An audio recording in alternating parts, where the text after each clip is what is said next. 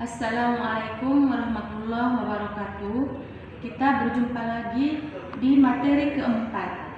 Sebelum Ibu menjelaskan materi ini, Ibu mau bertanya ataupun menyatakan bahwa dalam materi sebelum-sebelumnya yang sudah kita pelajari, mudah-mudahan kalian bisa mengerti. Yang belum ikut belajar online, ya Ibu maklumi karena tidak bisa dipaksakan juga. Nah, Ibu berharap masa pandemi ini segera berakhir juga ya. Kita doakan sama-sama agar kita bisa belajar tatap muka biar lebih efektif dan lebih mudah dipahami.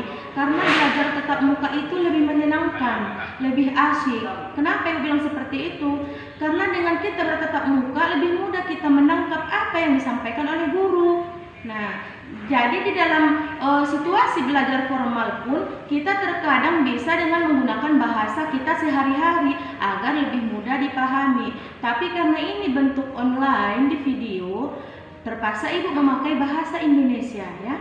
Nah, baiklah kita lanjut ke materi yang keempat, yaitu mengenai tentang kalimat simpleks dan kompleks.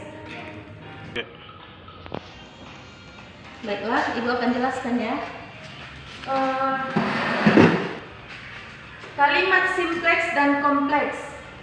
Kalimat simpleks atau sering juga disebut dengan kalimat tunggal. Nah, merupakan suatu kalimat yang terdapat satu klausa, satu predikat.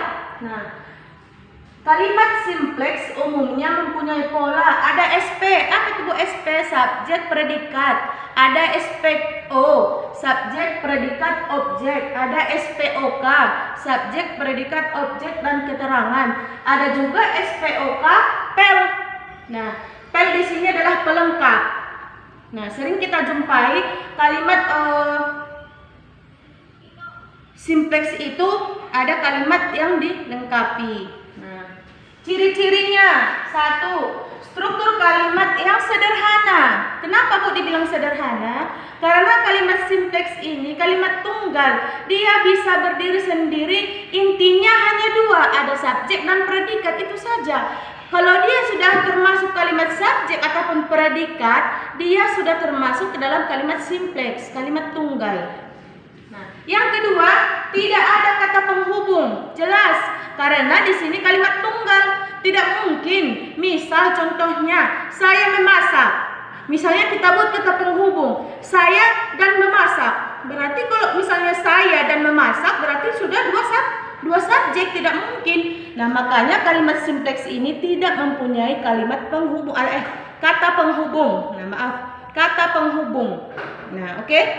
Yang ketiga merupakan kalimat tunggal, dapat berdiri sendiri. Nah, yang keempat hanya mempunyai satu peristiwa. Iya, kenapa satu peristiwa? Apa itu satu peristiwa? Satu kejadian, satu aksi. Yang seperti tadi, saya memasak. Berarti satu peristiwa. Kalau kita buat dua peristiwa, berarti contohnya saya memasak dan mencuci.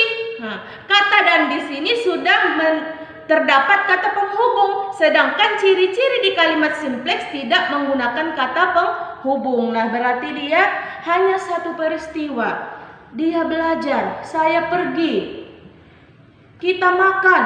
Nah, berarti kalau kita makan dan minum sudah tidak termasuk lagi ke contoh kalimat simpleks. Nah, lebih jelasnya ini contohnya.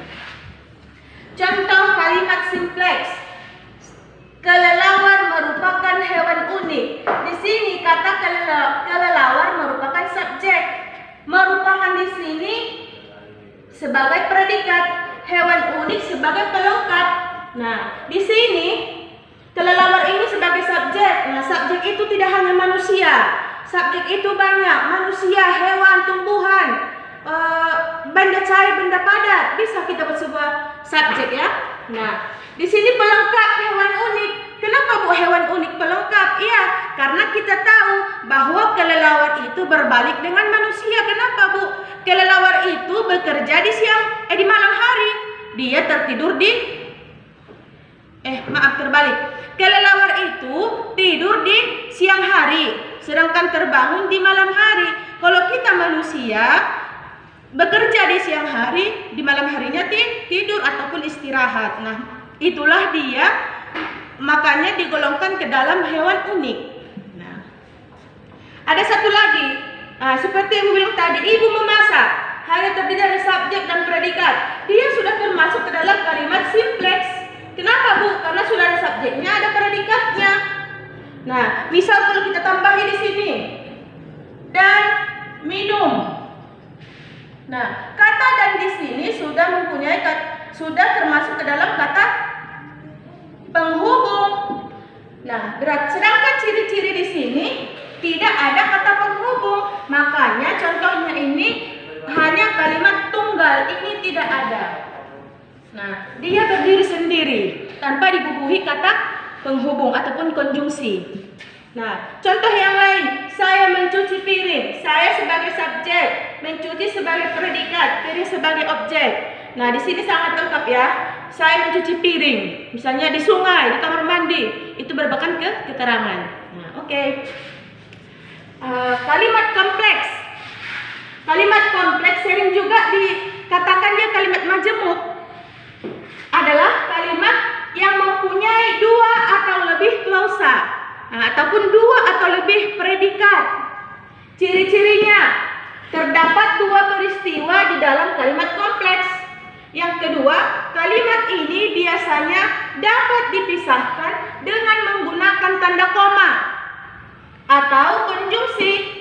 Nah, di sini ada yang membuat konjungsi itu terbagi dua.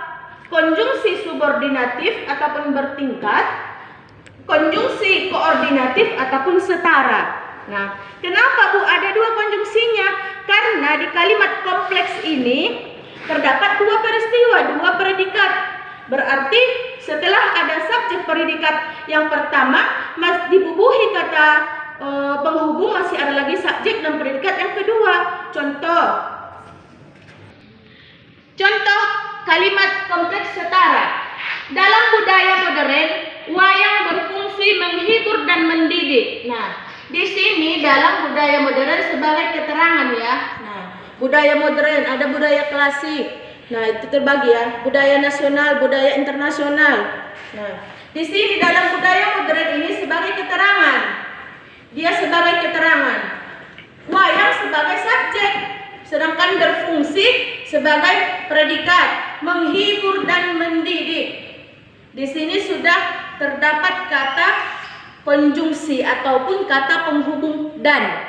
Nah, itulah dia yang membedakan antara kalimat simpleks dan kalimat kompleks. Kalau kalimat simpleks tidak mempunyai kata penghubung, sedangkan kalimat kompleks mempunyai kata konjungsi ataupun kata penghubung. Nah, mendidik, menghibur dan mendidik sebagai pelengkap. Nah, wayang modern, budaya modern itu bisa membuat kita menghibur dan mendidik. Nah, sama dengan sinetron-sinetron yang lain, dia tidak hanya menghibur kita, tapi di dalam sinetron itu bisa kita ambil sesuatu pelajaran yang mendidik, agar kita bisa mencontoh apa yang baik dan membuang apa yang tidak baik. Nah, jangan asik menonton saja kita, jangan asik membuat sesuatu yang tidak pasti kita tahu apa tujuannya. Nah, di dalam sesuatu yang kita lakukan itu pasti ada yang baik dan ada yang tidak baik. Nah, contoh kedua, contoh kalimat kompleks bertingkat.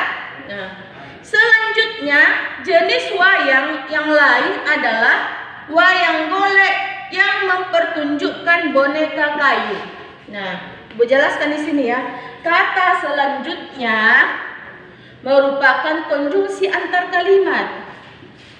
Nah, kata selanjutnya merupakan konjungsi antar kalimat. Nah, selain kata selanjutnya masih ada kata yang lain. Apa itu, Bu? Selain itu, kemudian, lalu. Nah, itu dia konjungsi antar kalimat. Misalnya penghubung kalimat. Kita sudah mempunyai paragraf satu paragraf. Misal kita ingin mencoba dua paragraf. Nah, kita akan mempunyai kata konjungsi antar kalimat seperti selain itu, demikian pula, lalu. Nah, begitu kan? Nah, jadi di sini kata selanjutnya masih banyak lagi yang lain.